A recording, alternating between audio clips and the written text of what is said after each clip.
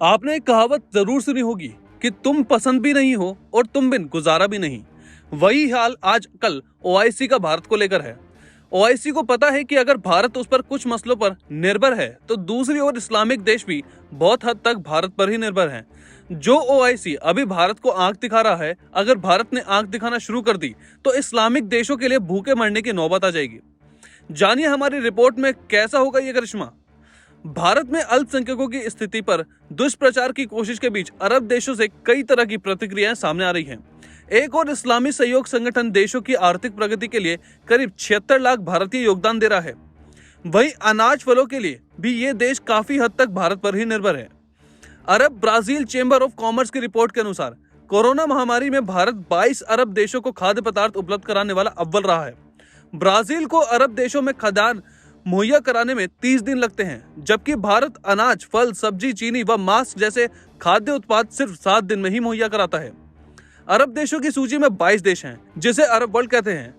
Saudi अरब, Qatar, संयुक्त अरब अमीरात, Bahrain, Iran, Kuwait, Jordan, Lebanon, Oman समेत अन्य देश शामिल हैं।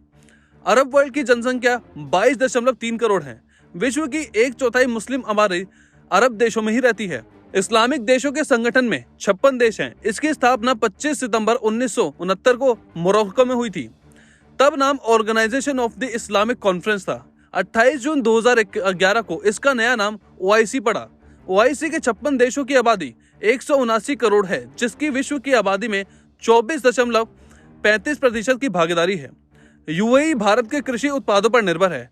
2021 में दिसंबर तक भारत ने $132 करोड़ का खाद्य उत्पाद यूएई को दिया। सऊदी को 109, इराक को 94, ईरान को 62 व मिस्र को $34 करोड़ का खाद्यान्न निर्यात हुआ।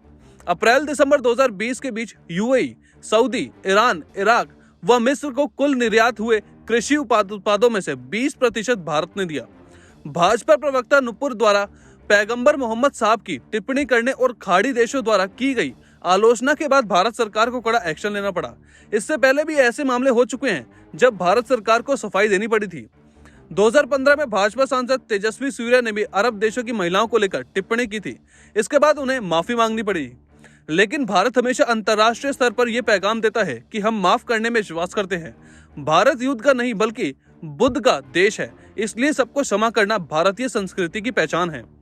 मोदी सरकार भी कई बार मंचों से यह कह चुकी है कि हम विवाद को बढ़ाने में नहीं, सुलझाने में विश्वास रखते हैं, क्योंकि विवादों से विकास की अविरल धारा में बाधित होती है, जो कि इस सरकार को कहीं मंजूर नहीं है।